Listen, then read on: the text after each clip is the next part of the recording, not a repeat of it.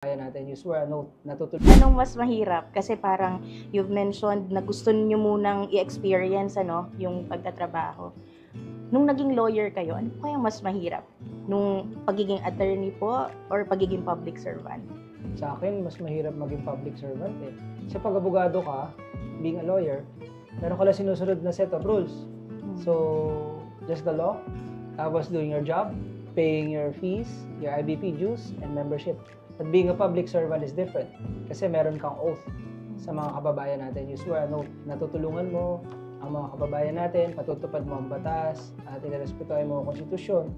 At syempre, yung public interest na kahit ginagawa mo na trabaho mo, nakakatakot, minsan iisipin kung anong isipin ng tao sa inyo. Pero syempre, at the end of the day, ang isang public servant, pag meron kang political will at gusto mong patupad, you will have to forget that hindi mo muna aalalahanin kung ano iisipin nila. Iisipin mo na lang sa sarili mo na ang ginagawa mo ay makakaganda para sa lahat.